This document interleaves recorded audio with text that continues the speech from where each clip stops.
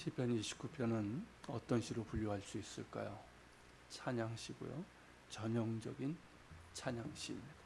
특별히 예배 때 사용했던 찬양시였습니다.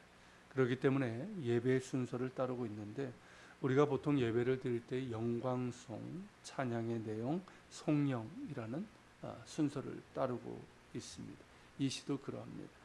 1, 2절은 영광송에 해당하는 부분으로 하나님의 영광을 선포하고 있습니다. 3절서부터 9절은 찬양의 구체적인 내용을 담고 있고 마지막 송영에 해당하는 10절, 11절은 찬양을 마무리하는 기원과 송영을 노래하고 있습니다. 좀 더 구체적으로 보면 먼저 1, 2절을 다시 한번 보겠습니다. 너의 권능 있는 자들아 영광과 능력을 여호와께 돌리고 돌릴지어다. 여호와께 그의 이름에 합당한 영광을 돌리며 거룩한 옷을 입고 여호와께 예배할지어다. 보는 것처럼 1, 2절은 예배의 영광소에 해당되는데 예배를 시작하면서 예배의 주인 되시는 하나님의 영광을 선포하고 있습니다. 동시에 예배로의 초대를 하고 있습니다. 영광이 하나님께 합당한 영광을 돌리며 거룩한 옷을 입고 예배하라는 것입니다. 여기서 영광이라는 말에 대해서 보면 히브리어로 영광을 카보드라고 합니다. 카보드라는 단어는 무겁다라는 뜻의 카바드에서 나왔습니다. 그러니까 영광은 무게와 관련이 있습니다. 우리 몸의 장기 중에 간이 있고 이 간을 히브리어로 카베드라고 합니다. 무겁다라는 뜻의 카바드에서 나온 단어입니다. 그 뜻 자체가 무겁다라는 것이죠. 그것이 간입니다. 실제로 우리 몸의 장기 중에 가장 무거운 것이 간입니다. 그리고 가장 중요한 장기 중에 하나가 또한 간입니다. 그러니까 무게는 단순히 무게를 뜻하는 것이 아니라 중요성을 의미하는 것입니다. 그것이 영광이고 그 무게와 중요성에 대한 반응이 바로 영광입니다. 좀 더 이해하기 쉽게 말하면 왕은 왕으로서의 무게가 있고 중요성이 있습니다. 그것이 왕의 영광이고 사람들이 그에 합당한 반응을 보이는 것이 영광을 돌린다는 의미입니다. 그렇다면 하나님의 영광은 무엇일까요? 하나님으로서의 무게이고 중요성입니다. 하나님의 무게는 어떻습니까? 창조주로서의 무게입니다. 또한 온 우주를 다스리시는 통치자로서의 무게입니다. 가장 거룩하시고 전능하시며 홀로 한 분이신 하나님으로서의 무게입니다. 곧 거룩의 무게입니다. 공의로 세상을 심판하시는 분으로서의 무게입니다. 우리를 지극히 사랑하시는 지극한 사랑으로 사랑하시는 분의 무게입니다. 그 무게가 바로 하나님의 영광입니다. 이 무게가 느껴지십니까? 성경에 보면 하나님의 영광을 접한 사람들은 하나님 앞에 엎드려 영광을 돌렸습니다. 하나님의 영광의 무게를 아는 사람은 그렇게 하나님 앞에 엎드려 그 영광에 합당한 반응을 돌리게 됩니다. 그것이 바로 영광을 돌리는 것이고 또한 그것이 바로 예배입니다. 그러기에 예배는 하나님의 영광에 합당하게 대우하는 것이고 그러한 예배에 하나님께서 당신의 영광을 나타내시는 것입니다. 하나님께서 당신의 영광을 나타내시는 예배에는 용서와 치유, 회복과 능력, 샬롬과 축복, 공의와 사랑으로 채워지게 되고 성령의 충만함이 있습니다. 요한복음 4장 23절에서 예수님께서 말씀하시기를 하나님께서는 영과 진리로 하나님을 예배하는 당신의 예배자를 찾으신다고 했습니다. 어떠한 예배자일까요?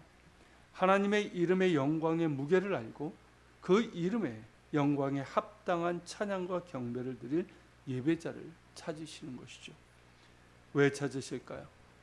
그들에게 당신의 영광을 나타내시고 그 영광의 빛으로 치유하시고 회복시키시고 은혜와 복을 주시고 샬롬과 능력을 주시기 위해서입니다. 당신의 백성들이 회복되는 부흥을 원하시기 때문입니다. 그러기에 예배가 부흥의 출발점이고 기초이고 모든 것의 기본인 것이죠. 예배 회복 없이는 부흥도 없습니다. 하나님 나라도 없습니다. 아무리 하나님 나라를 말해도 예배 회복이 없는 한 하나님 나라는 없습니다. 하나님 나라는 하나님의 이름에 합당한 영광을 돌리는 예배 가운데 임하고 열매 맺고 확장되는 것입니다. 그러기에 성경을 통해서나 지금까지의 모든 신앙의 사람들 가운데 부흥을 구했던 자들은 한결같이 예배자였습니다.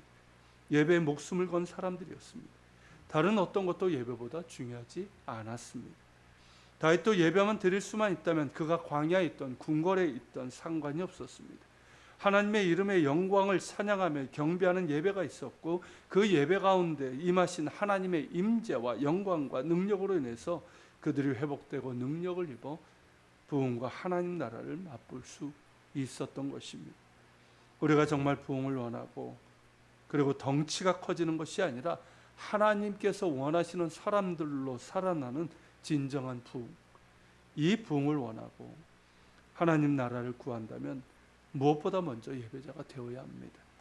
그냥 예배 자리만 차지하는 그런 예배가 아니라 하나님의 이름의 무게에 합당한 영광을 돌리는 예배가 되어야 합니다. 하나님의 영광의 무게를 깨닫고 최선을 다해 준비하고 우리의 마음과 정성과 뜻을 다해 예배하고 또한 하나님을 갈망하며 신뢰하고 순종하는 예배를 드려야 할 것입니다. 이런 예배를 드릴 수 있다면 그 예배 자체가 하나님 나라고 축제이고 부흥입니다. 우리가 이런 예배로 하나님께 드려질 수 있길 바라고 우리 한 사람 한 사람이 하나님께서 찾으시는 예배자가 될 수 있기를 바랍니다. 같이 기도합시다.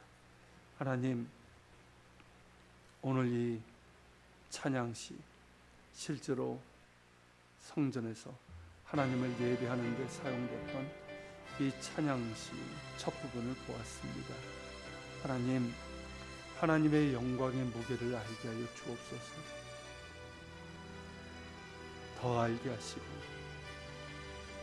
하나님의 영광의 무게, 우리가 그 영광의 무게를 알아 하나님의 영광의 이름에 합당한 찬양과 경배를 드리게 하시고 단 하나님을 갈망하며 신뢰하며 순종하는 참된 예배자, 하나님의 임재를 맛보는 그런 예배가 되게 하여 주시옵소서. 우리가 어디에 있든 그런 예배자, 그런 예배로 하나님께 나아갈 수 있도록 붙들어 주시고 인도하여 주시옵소서. 오늘 말씀을 기억하며 같이 기도합시다.